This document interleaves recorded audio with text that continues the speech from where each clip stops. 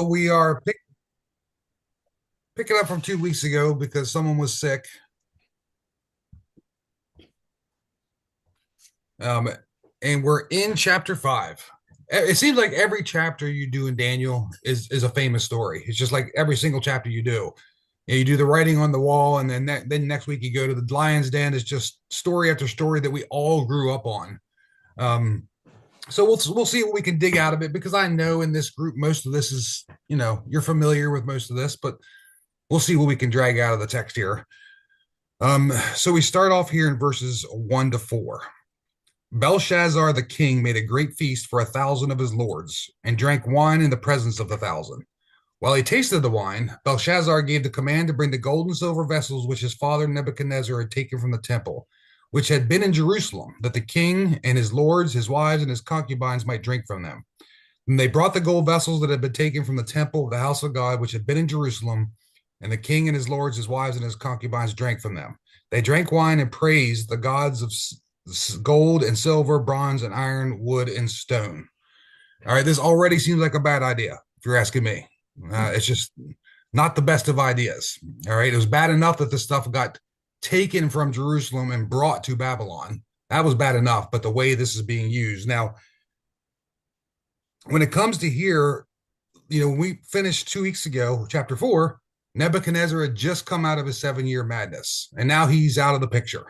All right, no longer king, and for a lot, you wonder, how do we get from Nebuchadnezzar to Belshazzar? How did that process work? And luckily, we have a third-century Greek historian, Berosus, who told us exactly how it worked. All right, and this is how it worked. Nebuchadnezzar died after 43 years. He reigned for 43 years and he died. And his son, Evil Merodach took over. All right. His son is mentioned both in Second Kings and in Jeremiah. So he's a biblical character that's also mentioned in the secular history books. Um, he only ruled for 2 years before he was assassinated by his brother-in-law. All right. His brother-in-law's name was Neriglosser. Now, I'm butchering these names. The only ones I took the time to figure out how to say them was what was written on the wall. Other than that, I'm just guessing. Okay. So Neriglosser, he is mentioned, that particular man is mentioned in Jeremiah chapter 39. All right. So again, we have a biblical record and we have an extra biblical record of him. He ruled for 4 years and he was one of the lucky ones. He died a natural death. All right. Because as you can see how this goes, as it was in the ancient world, being next in line wasn't always a great thing. All right. But he died a natural death. His son, Labora Soracod, took over, but he was only a child. He was very young. We're not sure exactly young, but described as a child. He was also diminished mentally. All right. He had a mental problem, capacity. He lasted 9 months and was beaten to death by a group of conspirators. Those conspirators involved a man named Nabonidus, and the conspirators put Nabonidus in charge. They made him king. All right, after all this time, he was running their gang, and he ruled. He was the last king of Babylon. He ruled until Cyrus and the Persians took over, conquer Babylon. So that's how it went. That's how we got from Nebuchadnezzar, and we're still not to how we get to Belshazzar, but we'll get there in a second here, because history has always told us that Nabonidus was the last king. So history for a long time wondered, who the heck is this guy? Or most likely historians said he didn't exist. It's a made up story, But we do know for a fact that the Nabonidus cylinder was found. It's now in the British Museum. We talked about this a couple weeks ago. And it demonstrated on that cylinder, the information is there, that in the later years of his reign, Nabonidus actually left and went to Arabia and left his son in charge. And guess what his son's name was? Belshazzar. All right. So that's how we get to Belshazzar. This is Nabonidus' son. Yes, Nabonidus was the last king of Babylon. However, there was an interim king, if you will. While he was gone, he left his son to take care of his affairs. We actually know from the Babylonian, the Nabonidus cylinder, that he became what you would call co-regent, or stepped in there in the third year of Nabonidus' reign. We know it was 553 BC. All right. So again, there's a name in the Bible. People say, oh, it's probably just made up because there's nowhere in history. And guess what? We find a cylinder, we find his name. All right. Now, when it gets to Daniel chapter 5, most historians believe that at this point, Nabonidus had gone out to fight the Medes and the Persians, to defend his kingdom. And that's where we're at right now. Nabonidus is gone, and his son is in charge. At the time of Daniel 5, the Persians have set a siege over the city of Babylon. All right. It's being sieged as this party is going on, which is interesting, right? You're facing a siege from a very powerful foreign army, and you're throwing a big party with 1,000 of your favorite friends. And some people say, what was he, nuts? Well, we think that, when you look at the history, we think he probably was confident. All right, because the defenses of Babylon were pretty incredible. And again, this is from extra biblical sources, but and these are conservative estimates. When they've done the archaeology digs, this is conservatively what they say the Persians were facing to get into Babylon. The outer walls were 17 miles long around the city, 17 miles of wall. The walls were 22 feet thick. I mean, that is a serious wall. They were 90 feet high. And then they also had guard towers along the wall that went an additional 100 feet into the air. So there's a good chance, especially in ancient times, it's not like they had a tank that was going to roll through the front door. There's a good chance that Belshazzar was feeling pretty confident about their defenses. He wasn't too worried at this point. Now, one other point that I want to make here before it gets too confusing, because it says that Belshazzar brought things to drink out of from the temple in Jerusalem that his father Nebuchadnezzar had taken from the temple. All right, Nebuchadnezzar was not his biological father. There's two different ways you could look at it in the ancient world. It's possible, historians think it's possible, he was his grandfather on his mother's side. In other words, his daughter was the mother of Belshazzar. That's a possibility. But also, father was used interchangeably with former king in those days. Mm-hmm. In other words, he was a former king, so he would be the father of the present king. All right, just one of the ways they used that term in ancient times. So they're surrounded by a hostile army, and they're having a big party, and they bring these gold vessels that have been taken from the temple of the house of God.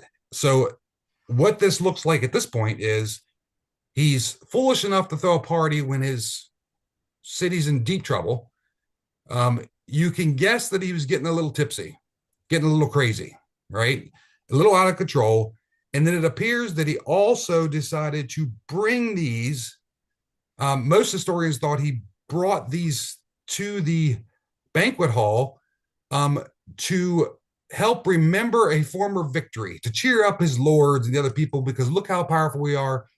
They said that they had this God who was going to take care of them. We conquered them. We took the stuff from their temple. We put it in our temples. And he brought these out basically to mock the God of the Israelites. Now, one last thing I want to say before we move on. Archaeology has done us another solid. They literally think they found the room where this scene took place. They undug, this was late 1800s, they undug a large court, 56 by 170 feet, which would fit almost perfectly with what's being described here. A lot of historians that are also, even if they're not Christians, but, there's a lot of historians that read the Bible to try to find things. They do. That happens constantly. A lot of them think that we have actually found the actual room where these events took place. All right, so then we've got this verse 5. In the same hour, the fingers of a man's hand appeared and wrote opposite the lampstand on the plaster of the wall of the king's palace, and the king saw the part of the hand that wrote. One thing I like about this, because most non-Christian would say this has to be legendary because these things don't happen. Two things I like about it. Number one, we know that many times God will reveal himself in very special ways. If you read the first 5 books of the Bible, you'll see him come to Moses in multiple ways. Jesus appears, pre-incarnate Jesus appears multiple times. And this is just another miraculous way, but I love the detail of it. They could have just said he wrote on the wall, but Daniel said it was opposite the lampstand on the plaster. All right, very specific where this was. And all the king could see was what? It was the hand, right? And that's where we get a famous saying. What is it? Knock your knees together. What's that? Your knees knocked together. That's from the next thing. This one is Oh, you all heard the saying. Well, that's the writing on the wall, yeah. Oh, right? yeah. Hmm. I can see the writing on the wall. That's where we get this from. This Yeah. situation right here. All right. Belshazzar's reaction comes next, 6 to 9. Then the king's countenance changed. I'll bet it did, having a good time. I really bet it did after he saw this. The king's countenance changed and his thoughts troubled him, so that the joints of his hips were loosened and his knees knocked against each other. The king cried aloud to bring in the astrologers, the Chaldeans, the soothsayers. The king spoke, saying to the wise men of Babylon, whoever reads this writing and tells me its interpretation shall be clothed with purple and have a chain of gold around his neck, and he will be third ruler in the kingdom. Now all the king's wise men came, but they could not read the writing or make known to the king its interpretation. Then King Belshazzar was greatly troubled, his countenance was changed, and his lords were astonished. All right. Very vivid description, isn't it? You can picture it. Belshazzar just having a good old time. All right. And suddenly you get this vision of him being completely terrified, knees knocking together. He can barely walk almost, is basically what it's saying. Um, so he turned from merry to terrified in a second from seeing this. Now, I will say I don't blame him. I think if any of us saw what he just saw, they might be a little unnerved. Um, and there's some questions about why he couldn't understand what was written. Um, and there's a lot of discussions on it because we know what the words were, right? And we're going to get to them in a minute. Um, and we'll talk about what that possibilities could be, why he wouldn't understand what it was in just a second. But another interesting little tidbit in here is, when they said, well, who the heck is Belshazzar? And when they found the Nabonidus cylinder, they finally figured it out. There's another little clue in here. Does anybody see it? When he says, I'm going to make you a ruler. What number is it? Number 3. You know why? Because Nabonidus was king and Belshazzar was number 2. Mm. There's how you see the connection to who Nabonidus and Belshazzar were.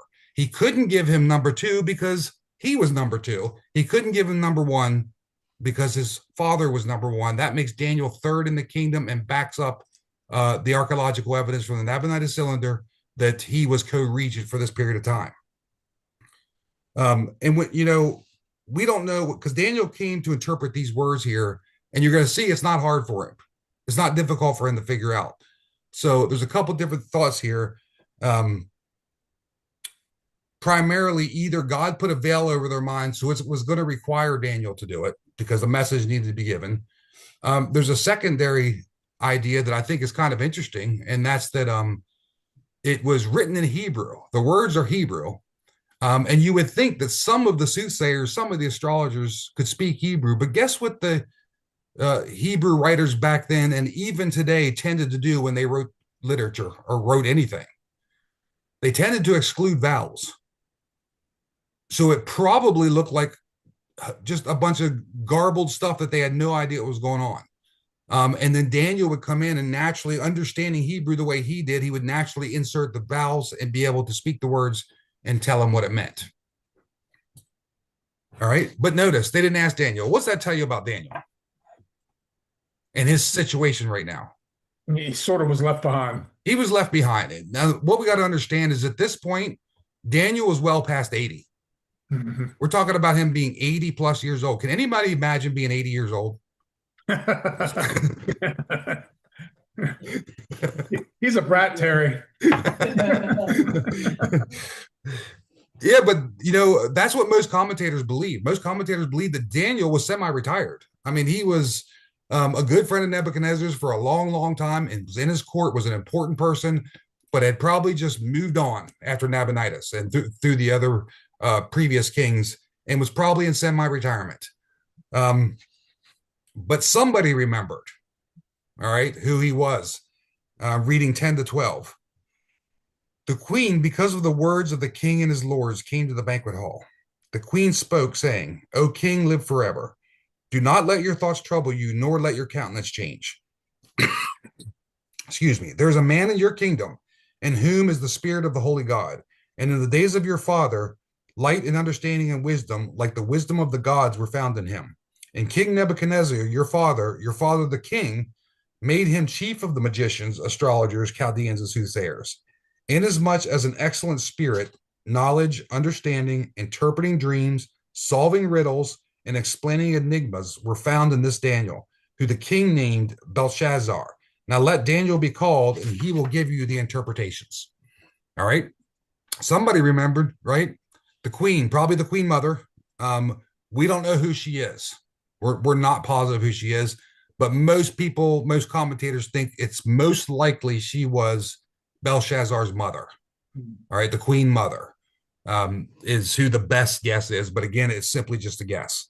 And again, with Daniel being retired and maybe forgotten to some degree, we're going to find out from the next chapter that the wise men weren't going to say anything. They didn't want to lose their spot to this exiled Jew, right? They're jealous of him anyway. They have been all along.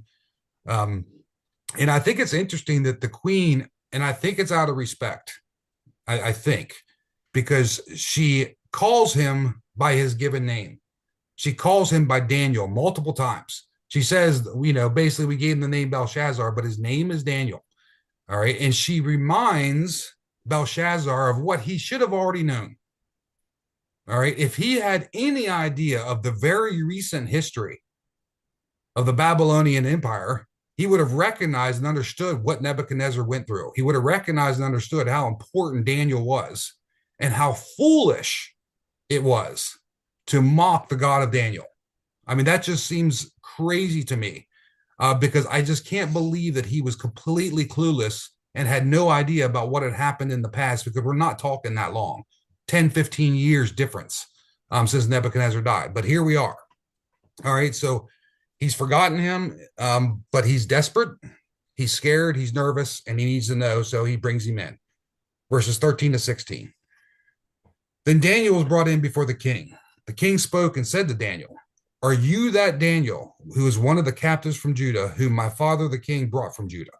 I have heard of you, that the Spirit of God is in you, and that light and understanding and excellent wisdom are found in you. Now the wise men, the astrologers, have been brought in before me, that they should read this writing and make known to me its interpretation, but they could not give the interpretation of the thing. And I have heard of you, that you can give interpretations and explain enigmas. Now, if you can read the writing and make known to me its interpretation, you will be clothed with purple and have a chain of gold around your neck and be the third ruler in the kingdom. All right. So Daniel's brought in before the king, not because Belshazzar remembered him, and he admits it. I have been told all these things about you. All right. And I really need you. This is becoming a thing for Daniel, isn't it? Answering questions of kings who don't understand what's happening. All right. Whether it be a dream, a vision, or whether it be a writing on a wall. So Daniel does it. And he does it in a Daniel way. Now, I want to say something before we read this. Do you remember when Daniel had to tell Nebuchadnezzar what his dream meant, and it meant that he was going to go mad for 7 years? You remember he was troubled by that, right? Because they were friends. We're pretty sure they were friends, and he really didn't want that to happen to his friend Nebuchadnezzar. He understood if it had to happen. There's none of that friendliness in this. This is just straightforward telling Belshazzar the deal. All right, this is what's going to happen. This is what's going on.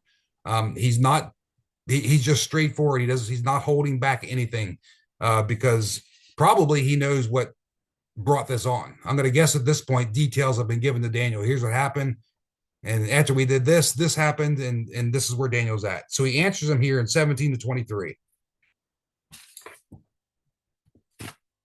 Then Daniel answered and said before the king, Let your gifts be for yourself and give your rewards to another. I love that line. I just love it.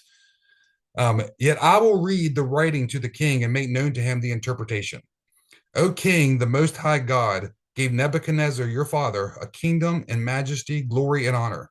And because of the majesty that he gave him, all peoples, nations, and languages trembled and feared before him.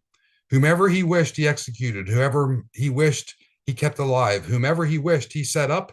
Whomever he wished, he put down. But when his heart was lifted up and his spirit was hardened in pride, he was disposed from his kingly throne, and they took his glory from him. Then he was driven from the sons of men. His heart was made like the beasts, and his dwelling was with the wild donkeys. They fed him with grass like oxen, and his body was wet with the dew of heaven, till he knew that the Most High God rules in the kingdom of men and appoints over it whomever he chooses. But you, his son Belshazzar, have not humbled your heart, although you knew all this. So there you go. He did know. And you have lifted yourself up against the Lord of heaven. They have brought the vessel of his house before you, and you and your lord, your wives, and your concubines have drank wine from them. And you have praised the gods of silver and gold and bronze and iron, wood and stone, which do not see or hear or know. And the God who holds your breath in his hand and owns all your ways, you have not glorified. All right. Does he sound troubled to give this gentleman the news? He is not troubled at all. This one was an easy one. All right. Because here's what he knows. He remembers, Daniel remembers from Nebuchadnezzar. You remember the dream. One of the things he pointed out was the Most High God, he raises up kings and he takes them down for his purpose. Right. And we're going to see that coming shortly here in this chapter. That's what he does. All right. And he says, you haven't humbled your heart. Nebuchadnezzar was forced to live like a wild animal because of his pride. And he says, you know all about this. You know everything that happened. And still, you thought it would be a good idea to bring these vessels into a party, drink from them. And then on top of it, you praise false gods, right? The God that holds your breath and controls your destiny, he's the one that you spit on, basically. All right. And instead, you're speaking to these wooden, stone, gold, and silver nothings. They can't see you. They can't hear you. They know nothing. All right. He's super clear. And on top of it, he says, I don't even want your reward. Right. You just keep it. Yes, Terry. Is he telling this to the king in front of others? I believe so, because I think he's getting ready to read what's on the wall. So I think he's right there. I think he has got to be the bravest person in the world, because who knows what that king would have done to him if he wasn't in a better mood, or maybe we're getting to it. But I'm surprised he wasn't, beheaded right there in front of him Yeah. for I being mean, that brave. there's one thing that you cannot deny of Daniel, and that's his bravery. You're absolutely right. From saying that, we're not going to eat the food, we're going to eat, but we're not going to do what you tell us to do. And yet he's smart enough to go along to get along when he has to, and to become an instrument for the Hebrew God in a foreign land. He's brave enough to tell the truth. And that rubbed off on his friends too, who were willing to go to the fiery furnace. But you're 100% right. I do not think most kings were used to being talked to the way Daniel talked to both Nebuchadnezzar and Belshazzar. I don't think most of them were accustomed to that.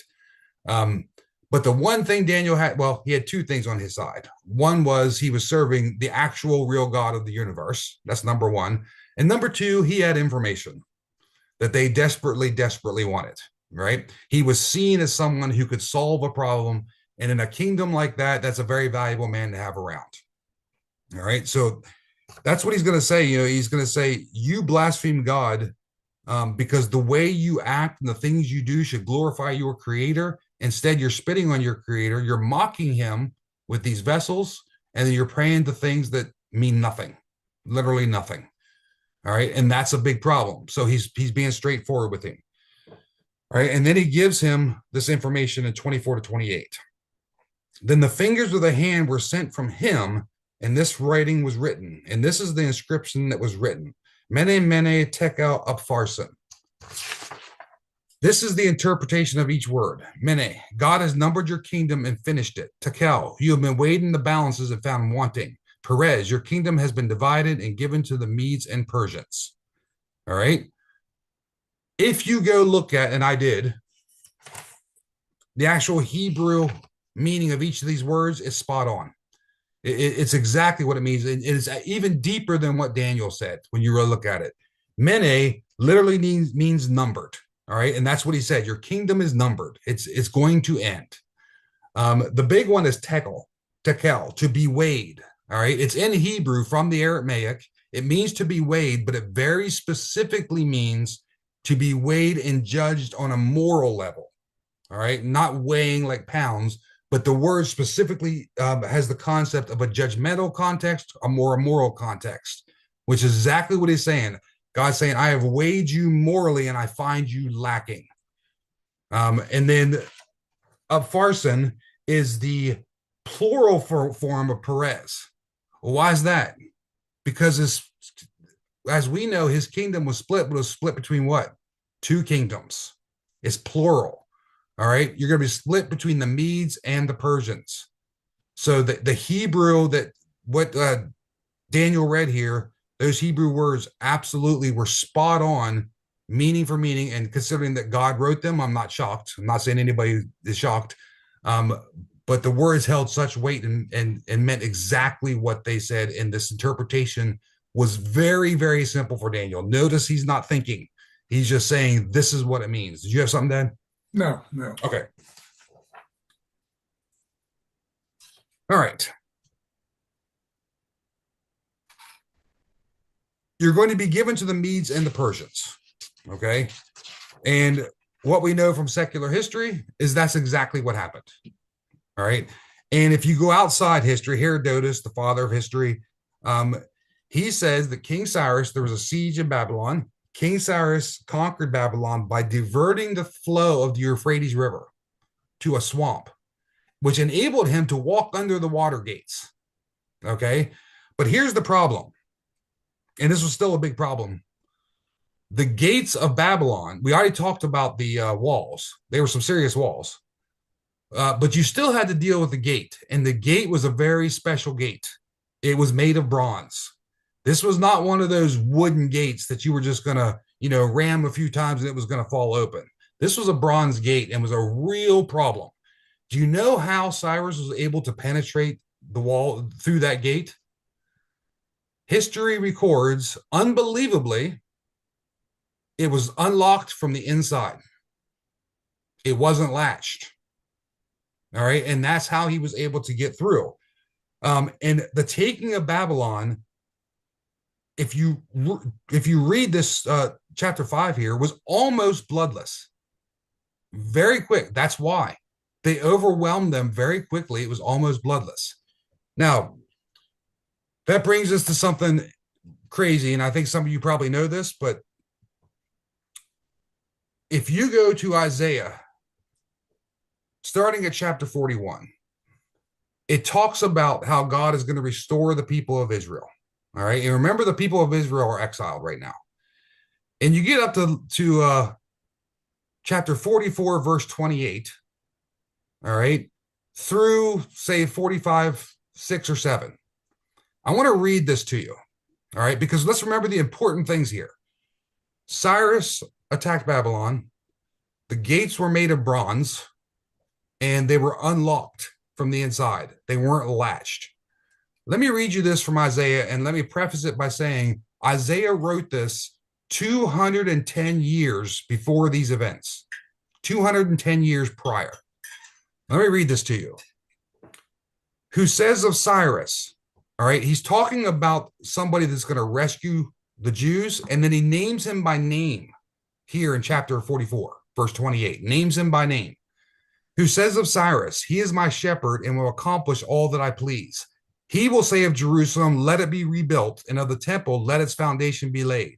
First of all, we know that's exactly what happened. He was the one that allowed the Jews to return to their homeland. Cyrus was the one. All right. Chapter 45.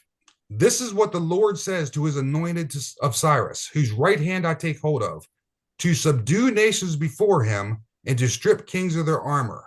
Ready for this line? To open doors before him so that gates will not be shut.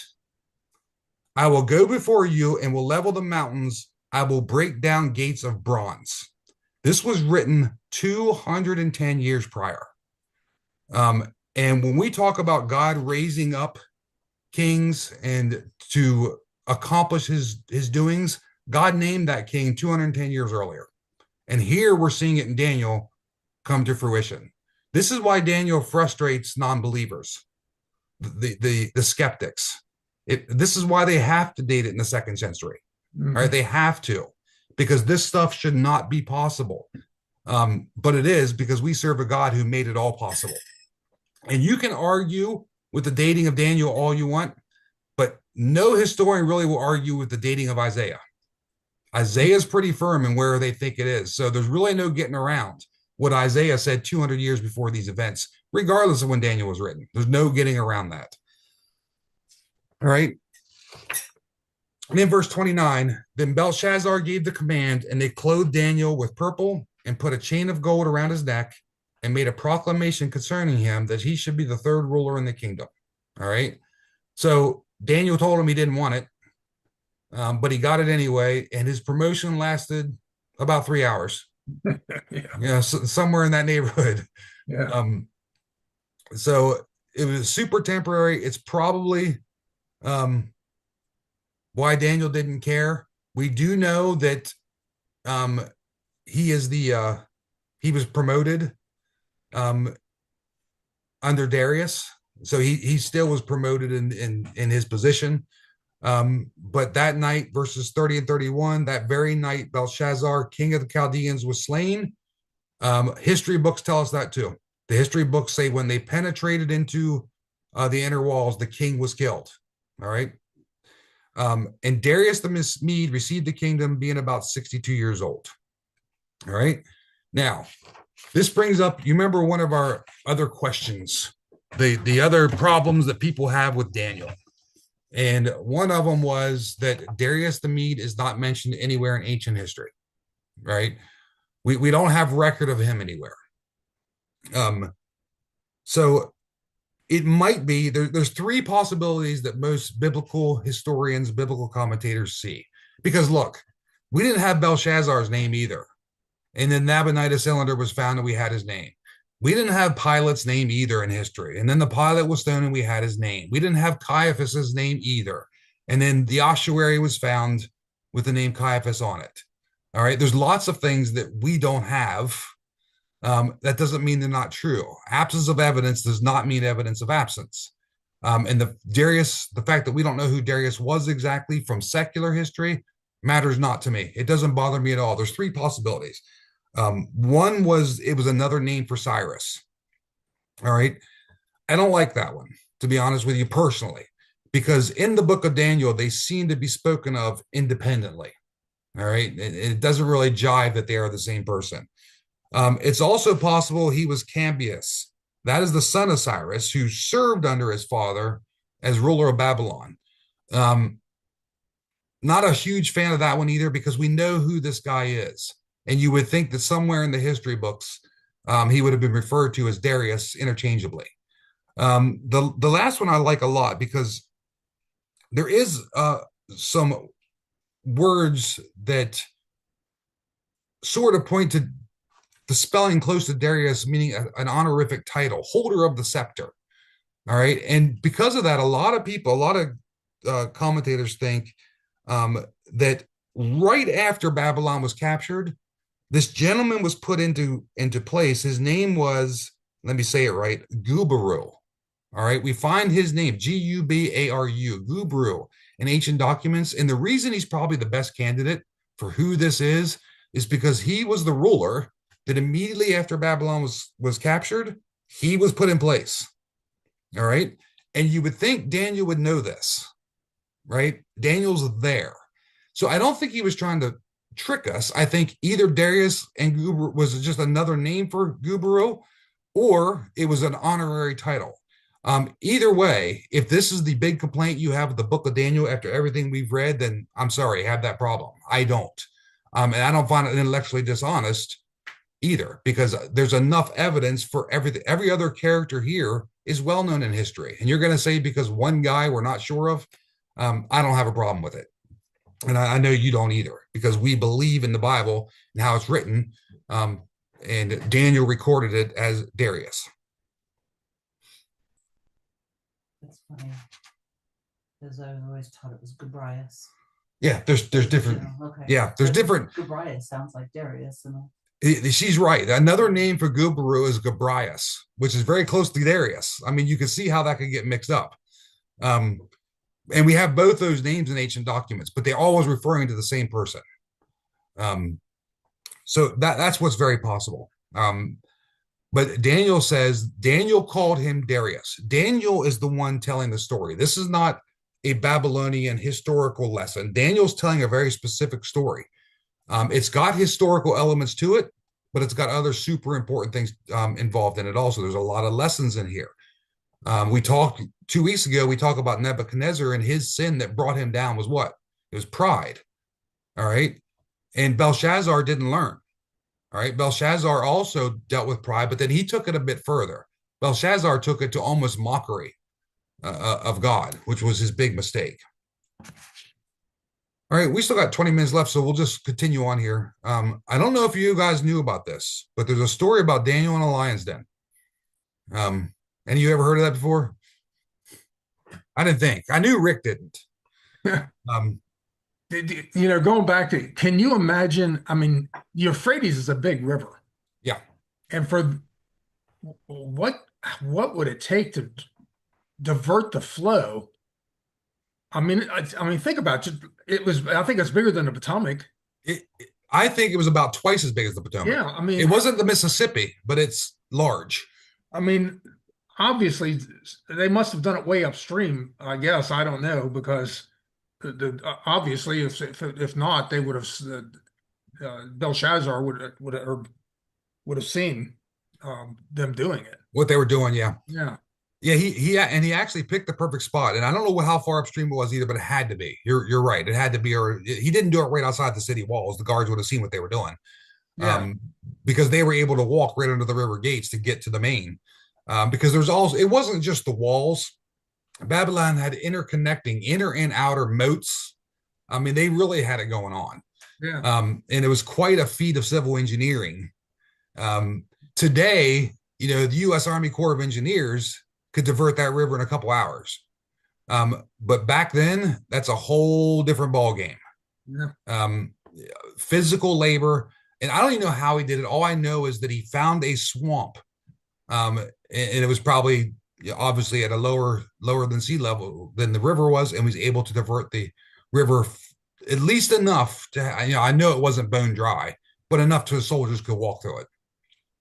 Historians don't even challenge that, but if Daniel would have written that they diverted the Jews diverted the Euphrates River, they wouldn't believe it if it was just in the Bible. You're right. Yeah. You're absolutely right. If he had said that, they wouldn't have believed it. Yeah, right. All right. This story, I mean, it's probably one of the most famous Bible stories there is. Every single kid that ever went through Sunday school heard this story multiple times. And it's got kind of everything. It's got the whole political embodiment with the jealousy. It's got this really vain king. It's Daniel and his bravery and integrity that he maintains at this older age. It's got wild animals. It's got violence. It's got everything. It's got the whole thing. So starting in 1-3, it pleased Darius to set over the kingdom 120 satraps to be over the whole kingdom, and over these 3 governors, of whom Daniel was one, that the satraps might give account to them, so that the king would suffer no loss. Then this Daniel distinguished himself above the governors and satraps, became an excellent spirit, because an excellent spirit was in him, and the king gave thought to setting him over the whole realm. All right. The 80-year-old still can do something. What's that? 80-year-olds still can do something, evidently. Yeah. I mean, apparently, because not only was he made one of the top 3 governors, but he excelled over and above that. Right. And let's look, this is the second time. You think about Daniel here and the kind of man he must have been. This is the second time that he'd been taken by a foreign power and put into a place of importance. And not just minor importance, major importance, to the point where Darius, because he was one of the 3 leaders right under Darius. There was Darius, then Daniel, and 2 other gentlemen. And Darius was, it said he had an excellent spirit. So what's that mean, you think? Most commentators think it means he had a really good attitude. All right, he was easy to work with, and I'm sure a conquering king would have been happy with that. It makes his life easier. I'm sure Daniel gave wise counsel. He had lived with these people for what, maybe 70 years or 68 years at this time, so somewhere around there. He came around 15 years old. He's somewhere around 80, so 60, 65 years. Um, and the problem with someone like that who becomes super successful is what happens to those who have aspirations around them. They get jealous, right? We call it the teacher's pet. That's what they call it today, right? Um, so this is exactly what happens. Verses 4-9. So the governors and satraps sought to find some charge against Daniel concerning the kingdom, but they could find no charge or fault because he was faithful, nor was there any error or fault found in him. Then the men said, "We will not find any charge against this Daniel unless we find it against him concerning the law of his God." So the governors and satraps thronged before the king and said thus to him, "King Darius lived forever. All the governors of the kingdom, the administrators, and the satraps, the counselors and advisors have consulted together to establish a royal statute and to make a firm decree that whoever petitions any god or man for 30 days, except you, O king, will be cast into the den of lions. Now, O king, establish the decree and sign the writing so that it cannot be changed according to the laws of the Medes and the Persians, which does not alter." Therefore, King Darius signed the written decree. All right. Boy, that we could all strive to be like Daniel. If we could all be like Daniel, where people actively try to find fault with you and can't find it, that's a pretty incredible testimony, isn't it? If these men tried to actively find fault with me, it would take about 8 seconds. All right. But they searched Daniel. They searched for it over and over again. Is he unfaithful in his duties? Nope. He does what he's supposed to do. He's clocking in on time. He's clocking out on time. He's not shortchanging it. How's he doing on his job? Is everything lining up? Is he doing all? Yep, he's doing everything he's supposed to do. He's making no mistakes. All right. And they realized that Daniel only had one, what they considered weakness.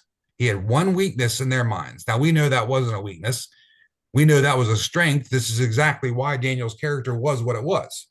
All right. His God and who he believed in is what made him who he was. But they saw this as a weakness here. I also want to, the commentators put in big, bold letters. And when it says there's no error or fault found in him, that does not mean Daniel was sinless. All right. That's not what the Bible's saying. I know you all know that. He just was a man of great integrity. And in his professional life, he was blameless. All right. He was doing the job he was supposed to do. So they knew they couldn't find anything. And the only way that they figured they could do it was trap him, somehow trap him. And the only way they could trap him is that they knew he would be faithful to his God, no matter what. All right. Daniel's a man of integrity. Daniel's a man of God. He is going to be faithful to God no matter what. So they come up with this idea. And, one of the commentators said if the enemies of Daniel knew him the way they knew Daniel, and they also knew Darius the way they knew Darius, they knew he'd fall for this. So Darius must have had a little bit of a narcissistic streak, because they knew when they brought this idea before him that he was going to like it. All right. And, I don't know what their pretense was. We know what their plan was, what pretense they used, but I would say when people go and praise people in power, usually flattery works, and that's exactly what they used. They used flattery. How about we go and tell everybody that for 30 days, you cannot petition or pray to any god or any man except for one, just you, king. All right. And by the way, king, all of us have talked about this. All the governors of the kingdom. How many governors were there? There was 3. Did Daniel talk to them about this? No, they lied. All right. But they made the king think this was a unanimous decision. Everybody is so impressed with you, O King Darius. All the governors, all the satraps, all the wise men, we believe this is the way to go. And the big thing in their favor was Medo-Persian law. One of the statutes in Medo-Persian law is once the king set a decree, even the king could not abandon it. All right. It was rock solid in law, nothing they could do. You all know the story. It's so binding that even the king himself can't change it. And the reason it was unchangeable is at this time, the Persians believed that the king spoke for the gods. So the gods told the king told the people, therefore, you couldn't change what the king said because that'd be changing what the gods said. All right. And I'm sure the satraps are fully aware of this, and the governors are fully aware of this. And they knew he would do what he did. He signed the decree. They knew he'd do it. All right. It's exactly what Darius did. All right. We'll do 10 to 15, then we'll call it tonight. We'll get to the den next week. But now, when Daniel knew that the writing was signed, he went home. And in his upper room, with his windows open toward Jerusalem, he knelt down on his knee 3 times that day and prayed and gave thanks before his God, as was the custom since early days. Then these men assembled and found Daniel praying and making supplication before his God. And they went to the king and spoke concerning the king's decree. Have you not signed a decree that every man who petitions any god or man within 30 days, except you, O king, will be cast into the den of lions? The king answered and said, the thing is true according to the law of the Medes and Persians, which does not alter. So they answered and said before the king, that Daniel, who is one of the captives from Judah, does not show due regard for you, O king, or for the decree that you have signed, but makes his petition 3 times a day. And when the king heard these words, was greatly displeased with himself, and set his heart on Daniel to deliver him, and he labored till the going down of the sun to deliver him. Then these men approached the king and said to the king, know, O king, it is the law of the Medes and Persians that no decree or statute which the king establishes may be changed. All right. Again, Terry talked about how brave this man was. Because I think most people at this point could have convinced themselves that it's okay to go in my bedroom quietly and pray to God. God is not going to hold me accountable. But Daniel had a particular way he did things. He prayed 3 times a day, knelt at his window. Daniel didn't change. He did not change what he was going to do. He was not going to give the king, or any government for that matter, the measure of obedience that only God deserved from Daniel. It wasn't going to happen. And it said he prayed and gave thanks before his God, as was his custom since early days. So he didn't let the decree, knowing what it meant, much like Shadrach, Meshach, and Abednego knew what it meant if they didn't bow to the statue. He wasn't going to do more praying or less praying. He was going to continue doing exactly what he does. He prayed in his upper room, his windows open towards Jerusalem. He knelt down on his knees. He prayed 3 times a day, and he prayed and gave thanks. That was his pattern. That was the thing that Daniel did and what has sustained him throughout this time. And I'll guarantee you the wise men and the satraps and the governors knew this. They knew which window he would be at because it was all open towards Jerusalem. They knew exactly where it was going to be. It's not a coincidence that they noticed Daniel praying, because I will bet you the minute after that decree was signed, somebody was standing right down the street staring at that window, just waiting. All right. They knew they were going to do it, knew it was going to happen. And they came and lied again to him. They lied again to the king by saying, Daniel does not show you due regard. Now, Darius had to know this was false. All right. Because Daniel did one heck of a job for the king. All right. Professionally, he did one heck of a job for the king. The king knew that wasn't true. And I think he recognized here at this point that I've made a big mistake. It said he's greatly displeased with himself, and he struggled all day and all night trying to figure out a way out of this. The thing I will say about Darius, while it was a really vain decree to sign, notice he doesn't try to blame anyone but himself here. All right. He says he was greatly displeased with who? Himself. All right. He knew he had allowed, at the very least, he had allowed himself to get stuck in this position. And labored till the going down of the sun. That means he worked as long as he could because the execution, when it was ordered like this, was always carried out on the evening of the day that the accusation was made and found valid. So that day, the accusation was made that Daniel had prayed to someone other than Darius. It was valid and backed up. He had till dark to try to figure a way out of this. And he really wanted to, but he was reminded once again by the wise men and the governors, there's no getting out of this, right? We know the customs of the Medes and Persians, all right? They're super important. And this is how it has to go down. All right, I think that's a good spot to stop because we're going to be able to finish 6 and 7 next week, right there from this point on in 7. So are there any questions or comments or anything else about these two chapters? Isn't it sort of ironic that Jesus later said, go into your inner room and pray, but Daniel is praying at an open window?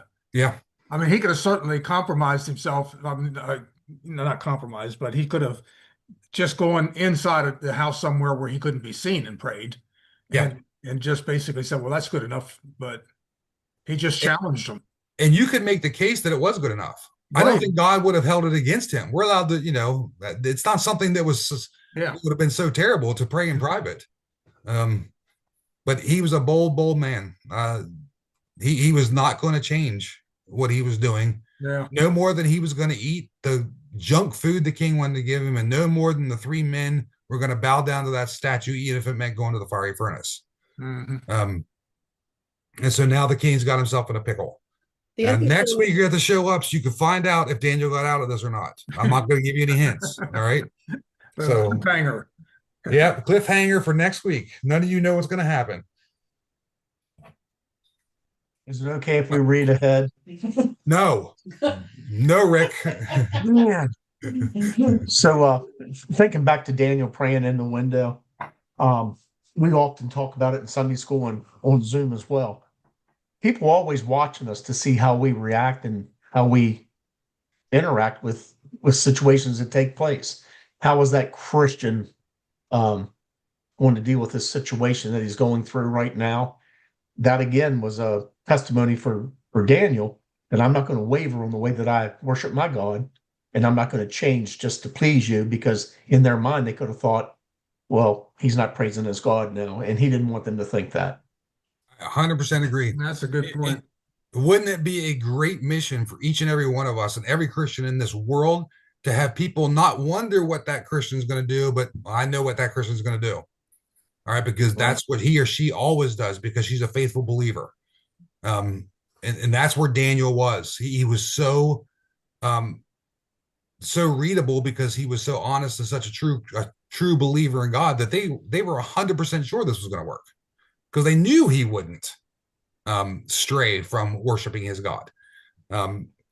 So yeah, but again, you're right, Rick. We say that over and over again. You're a testimony a lot of times when you have no idea you are, and that could be a good testimony or it could be a bad one. So we always got to watch ourselves. Yes, and Daniel knew what they were up to. Yeah, let's give him a little credit. Yes, because it does say that Daniel, after hearing the decree was signed, he knew what was happening. He knew the penalty. He knew exactly what was going on. And notice he didn't go to the king and whine about it, did he? He didn't go to the king and say, I didn't know about this. What's going on? He didn't do any of that. All right. He just carried on with his life, knowing that his God was going to protect him. And what was the worst case for Daniel? And it's the worst case for us. If our God doesn't protect us or it's not his will, all right, you die and go to heaven. And we have it even better, right? Right. So that's why Daniel was so faithful. He knew either way he was good. So yeah, we'll pick it up next week. But no, Rick, you can't read ahead. I don't want you to know what happens. Rick, he's going blind in. I think that thought, Rick, gets you the gold star for the night. Yeah, okay, I think good, you're right. Good. I'll take it. Thank you. All right, Dad, would you mind leading us out then? Sure. God, we thank you for your many blessings. We thank you that Kim is doing well, and just thank you that things went well there. And we just continue to pray for her. We pray for our church, God, that you'd be with all the different needs within our church family. And especially I keep thinking of Peggy and both Jasmines that have Ken, Pam. There's just many very serious things going on in the church with health. So we just pray for them. We pray for Richard, God, that you be with him and his ministry there in Africa. Protect him, give him wisdom, give him safe travels, give him fruit for his ministry. And then we just thank you for this time that we could be together, and we just pray that just bring us all together on Sunday. We pray in Jesus' name. Amen. Amen. Amen. Amen. All right. Well, thank you all for showing up. Thank you very much. And thank you all for your prayers. Absolutely. You're Tell welcome. Shirley. Well, Really felt covered in Good. prayer. Really did. Good. Yes. Good. And I'm Yes. glad she's home, and I'm glad you're able to be home too. Yeah. Yes. Thank Yes. you. All right. See y'all. Okay. Good Good night. night. All right. Bye, Richard.